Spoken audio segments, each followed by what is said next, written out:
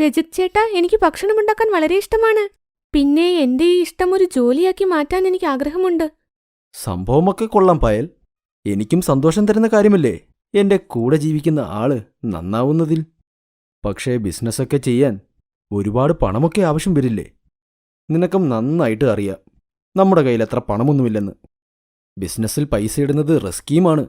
ശരി, കുഴപ്പമൊന്നുമില്ല. ഇത് പായലിന്റെ കഥയാണ്. അവൾക്ക് കുക്കിംഗ് വളരെ ഇഷ്ടമാണ്. അവളുടെ കല്യാണം നഗരത്തിൽ താമസിക്കുന്ന ഒരു മിഡിൽ ക്ലാസ് ആളായ രജിത്തിന്റെ കൂടെയായിരുന്നു. രജിത് നഗരത്തിൽ അച്ഛനും അമ്മയും അനിയത്തിയോടൊപ്പവും താമസിച്ചിരുന്നു. എന്നാൽ പായൽ ദരിദ്ര വീട്ടിലെ ആയിരുന്നു. അവൾ ഗ്രാമത്തിൽ നിന്നാണ് വന്നത്. അവരുടെ കല്യാണം കഴിഞ്ഞ് കുറച്ചു ദിവസമേ ആയുള്ളൂ. ഒരിക്കൽ വീട്ടിലേക്ക് വരുന്ന വഴിയിൽ രജത് 2 പിസ്സ വാങ്ങിക്കൊണ്ടുവന്നു. ഇതിനു മുൻപ് പായൽ പിസ്സ കണ്ടിട്ടു പോലുമില്ല, അവർ കേട്ടിട്ടു പോലുമില്ല. അവൾ പിസ്സയെ തന്നെ നോക്കിയിരുന്നു. ഇത് കണ്ട് നാത്തോൺ ചാന്ദിനി പറഞ്ഞു, അയ്യോ, എന്താ ചേച്ചി? ചേച്ചി എന്തിനാ ഇങ്ങനെ നോക്കുന്നത്? ഇതിനു മുൻപ് ഞാൻ കഴിച്ചിട്ടു പോലുമില്ല. കഴിച്ചിട്ടില്ലെന്നോ? ചേച്ചി, ഇതാണ് പിസ്സ. എനിക്കിത് വളരെ ഇഷ്ടമാ. ചേച്ചിക്കും ഇഷ്ടപ്പെടും, കഴിച്ചു നോക്ക്. ഞാൻ മാസത്തിലൊരിക്കൽ ഉറപ്പായും വാങ്ങിച്ചു കൊണ്ടുവരാം. ആഹാ, ഇത് കൊള്ളാമല്ലോ, നല്ല രുചിയുണ്ട്. പായലിന് ഭക്ഷണമുണ്ടാക്കാൻ ഇഷ്ടമായിരുന്നല്ലോ. അവളുടെ വീട്ടുകാർക്കും പിന്നെ അവിടെ വരുന്ന ആളുകൾക്കും എല്ലാവർക്കും പായലിന്റെ ഭക്ഷണം ഒരുപാട് ഇഷ്ടമായി.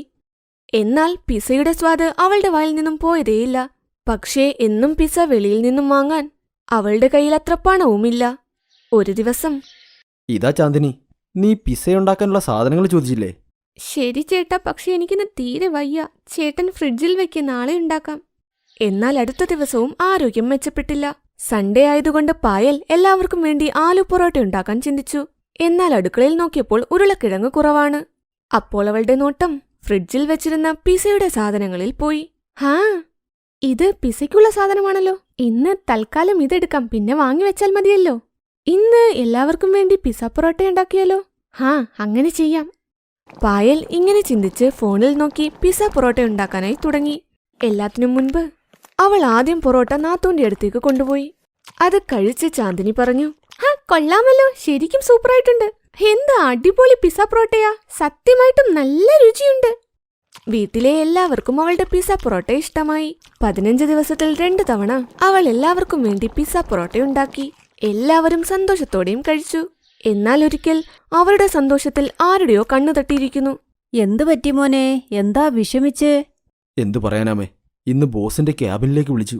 ഈ ലെറ്ററും എനിക്ക് തന്നു. എന്താ ചേട്ടാ, ഒന്ന് കാണിച്ചേ. ചാന്ദിനി ആ ലെറ്റർ വായിച്ച് ഞെട്ടലോടെ കസേരയിലിരുന്നു. എന്തു പറ്റി മോളെ, പറയ്, അതിലെന്താ എഴുതിയിരിക്കുന്നത്? ചേട്ടന്റെ ജോലി പോയെന്ന്. ഇത് കേട്ട് എല്ലാവരുടെയും കണ്ണുതള്ളി. നിങ്ങൾ ടെൻഷൻ അടിക്കണ്ട, ഞാൻ പെട്ടെന്ന് വേറെ ജോലി കണ്ടെത്തിക്കോളാം. മോനറിയാമല്ലോ തുടക്കത്തിൽ ഈ ജോലി കിട്ടാൻ എത്ര നടന്നു എന്ന്. ഇന്നത്തെ കാലത്ത് ജോലി കിട്ടുന്നത് എളുപ്പമൊന്നുമല്ല. നിങ്ങൾ പേടിക്കണ്ട, നമുക്ക് പുതിയ എന്തെങ്കിലും ജോലി ചെയ്യാം. പായൽ, കുട്ടികളെ പോലെ സംസാരിക്കാതെ. നിനക്ക് നന്നായിട്ട് അറിയില്ലേ നിന്റെ ബിസിനസ് തുടങ്ങാൻ എത്രത്തോളം പണം ആവശ്യം വരും? ചേട്ടത്തി പറയുന്നത് ശരിയല്ലേ? പെട്ടെന്ന് ചേച്ചി പറയുന്ന ജോലി ചെയ്യാം. തുടങ്ങുമ്പോൾ ചെറുതായിട്ട് തുടങ്ങാം. എനിക്ക് തോന്നുന്നത് ആദ്യം 2 പേരും ചേർന്ന് കിച്ചടി വല്ലതും ഉണ്ടാക്കി വിൽക്ക്. വാവ്, ചേട്ടൻ സ്മാർട്ടാണല്ലോ. നിങ്ങൾ എന്താ ആലോചിക്കുന്നത്, പറ. ചേട്ടൻ ആദ്യം മനസ്സിലാക്കേണ്ടത് ചേച്ചിയുടെ കൈപുണ്യത്തിലാ കാര്യം. അതുകൊണ്ടാണ് പിസ്സ പൊറോട്ട ഉണ്ടാക്കി വിറ്റാലോ എന്ന് ചിന്തിക്കുന്നത്. പറഞ്ഞത് ശരിയാ. ഒരു പണി ചെയ്തു നോക്കുന്നത് തെറ്റൊന്നുമില്ല. സത്യത്തിൽ എന്റെ മരുമകളുടെ കൈക്ക് മായാജാലമുണ്ട്. അങ്ങനെ എല്ലാവരുടെയും പിന്തുണ കാരണം അവർ പിസ്സ പൊറോട്ടയുടെ കട തുറക്കാൻ തീരുമാനിച്ചു. രജത് ഒരു ഉന്തുവണ്ടിയും വാങ്ങിച്ചു, കൂടെ പിസ്സ ഉണ്ടാക്കാനുള്ള ആവശ്യ സാധനങ്ങളും. അടുത്ത ദിവസം ഒരു വലിയ ഗ്രൗണ്ടിലെ മേളയ്ക്കടുത്ത് അവർ പിസ്സ പൊറോട്ടയുടെ കടയിട്ടു. പായൽ ചാന്ദിനിയുടെ സഹായത്തോടെ പെട്ടെന്ന് പിസ്സ പൊറോട്ടയും ഉണ്ടാക്കി. ആ കടയിൽ വലിയ അക്ഷരത്തിൽ എഴുതിയിരുന്നു, പിസ്സ പൊറോട്ടക്കാരി. ആ രസകരമായ പേരുകേട്ട് ആൾക്കാർ വരാനും തുടങ്ങി. അയ്യോ, പിസ്സ പൊറോട്ടയോ? കേട്ടിട്ട് വ്യത്യസ്തമായിട്ടുണ്ട്. പറയൂ, എന്തൊക്കെ പിസ്സ പൊറോട്ടയുണ്ട്?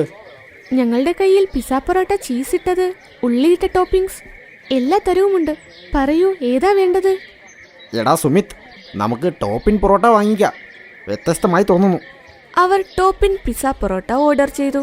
പായലും പെട്ടെന്ന് പിസ്സ പൊറോട്ട ഉണ്ടാക്കി കൊടുത്തു. അത് കഴിച്ച് അവർ 2 പേരും പിസ്സ പൊറോട്ടയെ പ്രശംസിച്ചു. പൊറോട്ടയുടെ പേര് കേട്ട് കൂടുതൽ ആൾക്കാരും വന്നു. കുട്ടികൾ പോലും അവളുടെ കൈകൊണ്ടുള്ള പിസ്സ പൊറോട്ട കഴിച്ച് സന്തോഷിച്ചു. ആദ്യ ദിവസം തന്നെ അവളുടെ പിസ്സ പൊറോട്ട പേര് നേടി. വൈകുന്നേരം അവർ വീട്ടിലേക്ക് വന്ന് ആദ്യത്തെ ദിവസത്തെ ലാഭം കണ്ട് അമ്പരന്നു പോയി. നല്ല ലാഭമുണ്ട്. എനിക്ക് തോന്നുന്നത് ജനങ്ങൾക്ക് 6-7 മാസം കഴിഞ്ഞത് മനസ്സിലാക്കുമ്പോൾ പിസ്സ പൊറോട്ട വേറെ ലെവലിലെത്തും. പക്ഷേ ഇന്നത്തെ യുവാക്കൾ വരെ പിസ്സയുടെ പേരും പറഞ്ഞാ കഴിക്കാൻ വന്നത്. ആദ്യ ദിവസം തന്നെ ഇത്രയും ലാഭം.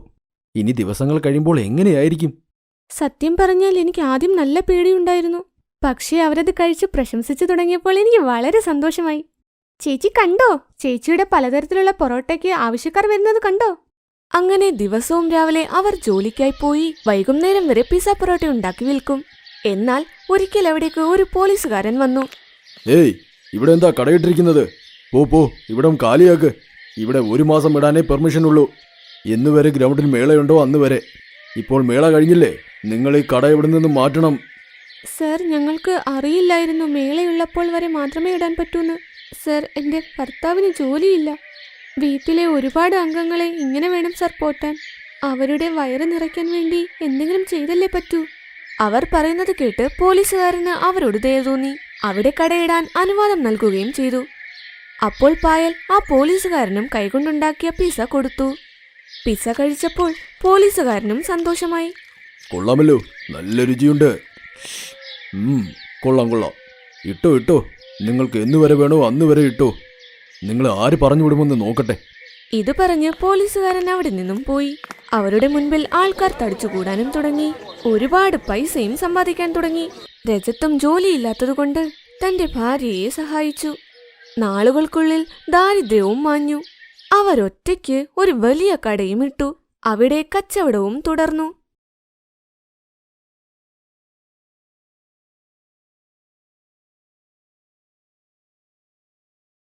കുറച്ചുനാൾ മുമ്പത്തുള്ള കഥയാണ്. രാംഗഡ് എന്ന് പറയുന്ന ഒരു നല്ലൊരു ഗ്രാമമുണ്ടായിരുന്നു. ആ ഗ്രാമത്തിൽ ഒരു സ്ത്രീ ഉണ്ടായിരുന്നു. അവര് ഭയങ്കര പിശുക്കിയായിരുന്നു. ഇപ്പൊ നമ്മുടെ 2 മക്കളും വളർന്നിരിക്കുന്നു. അവർ വലിയവരായി. അജയ് മോനെ കല്യാണം കഴിക്കാനായി. നിങ്ങൾ കൊള്ളാലോ മനുഷ്യ. 2 പേരെ കല്യാണം കഴിപ്പിക്കേണ്ട വല്ല ആവശ്യമുണ്ടോ? അതിന് നല്ല ചെലവാകുന്നേ. നമുക്കൊരു കാര്യം ചെയ്തിൽ നിന്നും ആരെങ്കിലും ഒരാളെ വിവാഹം ചെയ്യിപ്പിക്കാം. 2 പേർക്കും ഒരു ഭാര്യ മതി. നീ ഇതെന്തൊക്കെയാണ് പറയുന്നത്? എന്റെ പൊന്നു മനുഷ്യ, കല്യാണം ചെയ്യുന്ന എന്തിനാ? വീട്ടിലെ ജോലിയൊക്കെ നോക്കി നടത്തിക്കൊണ്ട് പോണം. അതിനിപ്പോ 2 പേരും കൂടെ ഒരാളെ കല്യാണം കഴിച്ചാ പോരെ? അതാവുമ്പോ 2 പേരുടെ കാര്യം നോക്കി നടത്താൻ ഒരാള് മതി. കുറച്ചു ദിവസം കഴിഞ്ഞപ്പോ ആരാധ്യ എന്ന പെൺകുട്ടിയുമായി 2 മക്കളുടെ കല്യാണം അവൾ നടത്തും. അവളുടെ ആദ്യത്തെ ദിവസം അടുക്കളയിൽ എന്തോ ഉണ്ടാക്കുകയായിരുന്നു. എന്റെ മരുമകള് എന്തുണ്ടാക്കാൻ പോവാ? അമ്മായി, ഇന്നെന്റെ ആദ്യത്തെ ദിവസമല്ലേ ഇവിടെ. ഞാൻ പായസവും ക്യാരറ്റ് ഹൽവയും ഉണ്ടാക്കുവാ. അത്ര ബുദ്ധിമുട്ടേണ്ട ആവശ്യമൊന്നും ഇല്ല. ഒന്നിലെ പായസം ഉണ്ടാക്ക്, ഇല്ലേ ക്യാരറ്റ് ഹൽവ ഉണ്ടാക്കിയാ മതി. അത് നല്ല കാര്യാ അമ്മായി, അധികം കഷ്ടപ്പെടണ്ടല്ലോ. എന്നാ 2 ക്യാരറ്റ്, ഈ 2 ക്യാരറ്റ് വെച്ച് ക്യാരറ്റ് ഹൽവ ഉണ്ടാക്ക്. നിൽക്ക്, ഞാൻ നിനക്ക് പാലും കൊണ്ടുതരാം. അമ്മായി നേരെ ചെറിയ ഗ്ലാസ്സിൽ പാലെടുത്തോണ്ട് വന്ന് വലിയ പാത്രത്തിലോട്ട് ഒഴിച്ചു. എന്നിട്ടതിൽ ഒരുപാട് വെള്ളം ഒഴിച്ചു. ഇന്നാ പാല്, ഇതിലധികം പഞ്ചാര ഇടല്ലേ. ഇന്നാ എന്റെ അടുത്ത് മുട്ടായി ഇരിപ്പുണ്ടെന്നാ, അപ്പുറത്തെ പിള്ളേരുടെ നിന്ന് എടുത്തതാ. നല്ല ടേസ്റ്റ് ആയിരിക്കും ഇതിട്ടാല്. ആരാധ്യയുടെ അമ്മായിയമ്മ അതും പറഞ്ഞ് അവിടെ നിന്ന് പോയി. പക്ഷെ അപ്പുറത്തുനിന്ന് ഒളിഞ്ഞു നോക്കി. ഇനി മരുമകളെങ്ങാനാ കൂടുതലെന്തെങ്കിലും ചെയ്താലോ? എന്റെ അമ്മായി ഇത്തിരി പിശുക്കിയാണല്ലോ. എന്തെങ്കിലും ആവട്ടെ, എനിക്ക് നല്ലതാ. അധികം ഭക്ഷണം ഉണ്ടാക്കി സമയം കളയണ്ടല്ലോ. അങ്ങനെ ആരാധ്യ ക്യാരറ്റ് ഹൽവ ഉണ്ടാക്കി വീട്ടുകാർക്കൊക്കെ വിളമ്പിക്കൊടുത്തു. എല്ലാരും ഡൈനിങ് ടേബിളിലായിരുന്നു. വിജയ്, ഇതിനൊക്കെ നല്ല ടേസ്റ്റ് ആയിരിക്കും. ക്യാരറ്റ് ഹൽവ നീ നന്നായിട്ടാണല്ലോ ഉണ്ടാക്കിയത്. ഇതില് പാല് കുറവാണ്, മധുരം ആവശ്യത്തിനാണ്. അത്ഭുതമായിരിക്കുന്നു. ഇത് 2 പേരും എങ്ങനെ ഉണ്ടാക്കി? എനിക്ക് ചെറുപ്പം തൊട്ടേ ആഹാരം ഉണ്ടാക്കാൻ ഭയങ്കര ഇഷ്ടമാണച്ചാ. സാധനങ്ങൾ എത്രയുണ്ടോ അത് വെച്ച് സ്വാദിഷ്ടമായ ആഹാരം ഉണ്ടാക്കും. എല്ലാരും ഹൽവ കഴിച്ചു. പക്ഷെ ആരാധ്യക്ക് ഇല്ലായിരുന്നു. ഇത് കുഴപ്പമില്ല, ഇതെന്റെ ഒരു ചെറിയ ടെസ്റ്റ് ആയിരുന്നു. അതുകൊണ്ടായിരിക്കും അമ്മായി എന്നോട് ഇച്ചിരി ഹൽവ ഉണ്ടാക്കാൻ പറഞ്ഞേ. വൈകുന്നേരമായപ്പോ രാത്രിയിലെ ഭക്ഷണം ഉണ്ടാക്കാൻ നേരത്തും അമ്മായി അടുക്കളയിലോട്ട് വീണ്ടും വന്നു. ഇനി എന്തുണ്ടാക്കാൻ പോണത് മോളെ? അമ്മായി, അത് പിന്നെ ഞാൻ അമ്മായിനെ കാത്തു നിൽക്കുമായിരുന്നു. നിനക്ക് കാര്യങ്ങളൊക്കെ പിടികിട്ടി. ഇന്നാ 2 ഉരുളക്കിഴങ്ങ്, പാതി സവാള, ഒരു തക്കാളി, ഗോതമ്പ് പൊടി. ഇതിലെന്തുണ്ടാക്കാൻ പറ്റുമോ അത് ഉണ്ടാക്ക്. ആരാധ്യ ഭക്ഷണം വെച്ചു. എല്ലാരും അത് കഴിക്കുകയും ചെയ്തു. പക്ഷെ ആരാധ്യക്ക് അടുക്കളയിൽ ഒന്നും ഉണ്ടായിരുന്നില്ല. അമ്മായി, എനിക്കൊന്നും ഇല്ലല്ലോ കഴിക്കാൻ. ഞാൻ ഒന്നും കൂടെ ഉണ്ടാക്കാം. അതെ, എന്റെ അടുത്ത് ഒരു ചപ്പാത്തിയും ഇത്തിരി കറിയും ഉണ്ട്. ഇത് കഴിച്ചിട്ട് ഉറങ്ങിക്കോ. അമ്മായി എനിക്ക് ഒരെണ്ണം കഴിച്ച വയറൊന്നും അറിയൂലോ. ചാവാതിരിക്കാനേ ഒരു ചപ്പാത്തിയൊക്കെ മതി. അന്നത്തെ ദിവസം ആരാധ്യ ഒരു ചപ്പാത്തിയും കറിയും കഴിച്ചിട്ട് കിടന്നു. ആരാധ്യയ്ക്ക് അവിടെ ഒരു മുറി കിട്ടിയിരുന്നു. അവിടെ ഒറ്റയ്ക്കാണ് അവൾ കിടക്കുന്നത്. എനിക്കൊരു പിടിയും കിട്ടുന്നില്ല. ഇത് ശരിക്കും ഒരു വീട് തന്നെയാണോ? 2 ആൺമക്കളെ കൊണ്ട് എന്നെ കല്യാണം കഴിപ്പിച്ചു. എന്നിട്ടിതാ എന്നെ ഒറ്റയ്ക്ക് കിടത്തിയിരിക്കുന്നു. അല്ല, എന്നെ ഇവിടെ കൊണ്ടുവന്നിരിക്കുന്നത് വേലക്കാരിയായിട്ടാണോ? അടുത്ത ദിവസം രാവിലെ അവൾ എണീറ്റപ്പോഴേക്കും അവൾ ബാത്റൂമിൽ ചെന്നപ്പോ വെള്ളം വരുന്നുണ്ടായിരുന്നില്ല. അമ്മായി, ബാത്റൂമിൽ വെള്ളം വരുന്നില്ലല്ലോ. എന്റെ ബാത്റൂമിൽ പൊക്കോ, അവിടെ ഒരു ബക്കറ്റ് വെള്ളം നിറച്ചു വെച്ചിട്ടുണ്ട്. നിന്റെ ബാത്റൂമിലെ വെള്ളം ഞാനാ നിർത്തിച്ചത്. ആരാധ്യ അമ്മായിയുടെ ബാത്റൂമിലോട്ട് പോയപ്പോ ബക്കറ്റ് വെള്ളമാണ് അവള് കണ്ടത്. ആ പാതി ബക്കറ്റ് എടുത്തോണ്ട് അവളുടെ ബാത്റൂമിലേക്ക് വന്നു. അമ്മായി വല്ലാണ്ട് പിശുക്കാണല്ലോ. ഈ പിശുക്ക് മുഴുവൻ എന്റെ അടുത്താണ് കൂടുതൽ കാണിക്കുന്നത്. ആരാധ്യയുടെ അമ്മായി അവളോട് ഭയങ്കരമായി പിശുക്ക് കാണിക്കുമായിരുന്നു. അവൾക്ക് മര്യാദയ്ക്ക് ആഹാരം പോലും കൊടുക്കില്ല. കുളിക്കാനും വെള്ളമില്ല. കുറെ മാസങ്ങൾ അങ്ങനെ പോയി. വിജയ്, നമുക്ക് രണ്ടുപേർക്കൊന്ന് പാർട്ടിക്ക് പോവാം. എല്ലാവരും അവരവരുടെ ഭാര്യമാരെ കൊണ്ടാ പോകുന്നത്. അജയും വിജയ് ആരാധ്യനെ വിളിച്ചു. നേരെ ചൊവ്വ ആഹാരം കിട്ടാത്തതുകൊണ്ട് തന്നെ അവള് ഭയങ്കരമായി ക്ഷീണിച്ചുപോയി. ആരാധ്യ, പാർട്ടിക്ക് പോകാനായിട്ട് പെട്ടെന്ന് തയ്യാറായിക്കോ. കുറച്ചേരം കഴിഞ്ഞപ്പോ ആരാധ്യ ഒരുങ്ങി വന്നു.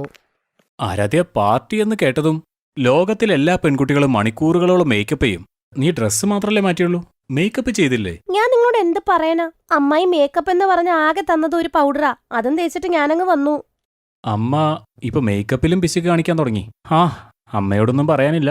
നീ എന്തായാലും വാ. അജയും വിജയും ഭാര്യയും കൊണ്ട് പാർട്ടിയിലെത്തി. എന്തൊക്കെയുണ്ട് അജയ്? പുള്ളിക്കാരി വല്ലാതെ മെലിഞ്ഞിട്ടാണല്ലോ. അല്ല, നിങ്ങൾ കഴിക്കുകയും കുടിക്കുകയൊന്നും ചെയ്യുന്നില്ലേ? അങ്ങനെയൊന്നും ഇല്ല. ജീവിച്ചിരിക്കാനുള്ള ഭക്ഷണമൊക്കെ എന്റെ അമ്മായി എനിക്ക് തരാറുണ്ട്. എന്താ വിജയ്, ചേട്ടൻ സ്വന്തം ഭാര്യയും കൊണ്ട് വന്നിട്ടും നീ നിന്റെ ഭാര്യയെ കൊണ്ടുവന്നില്ലേ? ഈ അടുത്ത് നിൽക്കുന്നത് എന്റെ ഭാര്യയാണ്. അല്ല, ഇത് അപ്പോ അജയ് ചേട്ടന്റെ ഭാര്യയല്ലേ? ആരാധ്യ രണ്ടുപേരുടെയും ഭാര്യയാണ്. ഇത് കേട്ട് അവിടെ ഉണ്ടായിരുന്ന എല്ലാവരും ഞെട്ടിപ്പോയി. എല്ലാരും അവരെ കളിയാക്കാൻ തുടങ്ങി. അതുകൊണ്ട് തന്നെ അജയും വിജയും അവളെയും കൊണ്ട് തിരിച്ചു വീട്ടിൽ വന്നു. വീട്ടിലെത്തിയപ്പോഴേക്കും അവള് തല ഇറങ്ങി വീണു. അമ്മേ, അച്ഛാ, ഞാൻ ഡോക്ടറിനെ വിളിക്കട്ടെ? ഡോക്ടറിനെ വിളിക്കേണ്ട ആവശ്യമൊന്നുമില്ല. ഡോക്ടർ വന്നാലേ നല്ല ഫീസ് വാങ്ങും. നീ ഒരു കാര്യം ചെയ്യ്, ഒരു കമ്പൗണ്ടറിനെ അങ്ങ് വിളിക്ക്. ആ സമയത്ത് അവളുടെ അമ്മയച്ഛൻ അവിടെ വന്നു. നീ മരുമകളോടൊപ്പം അടുക്കളയിൽ പിശുക്ക് കാണിച്ചു, വെള്ളം കുടിക്കുന്നതിൽ പിശുക്ക് കാണിച്ചു, എല്ലാ സാധനങ്ങളിലും പിശുക്ക് കാണിച്ചു. അതൊക്കെ പോട്ടേന്ന് വെക്കാം, പക്ഷേ അവരുടെ ജീവിതത്തിൽ എന്തിനാ പിശുക്ക് കാണിച്ചത്? മോനെ, പെട്ടെന്ന് ഡോക്ടറെ വിളിക്കേ. കുറച്ചു സമയത്തിനുള്ളിൽ ഡോക്ടർ വരും. നിങ്ങളുടെ മരുമകൾക്ക് നല്ല പനിയുണ്ട്. പക്ഷെ എന്താ ഇങ്ങനെ? ഇവരുടെ ശരീരം വളരെ ശോഷിച്ചിരിക്കുന്നല്ലോ. നിങ്ങൾ മരുമകൾക്കൊന്നും കഴിക്കാൻ കൊടുക്കാറില്ലേ? ഡോക്ടർ, അങ്ങനത്തെ പ്രശ്നങ്ങളൊന്നും ഇല്ലല്ലോ.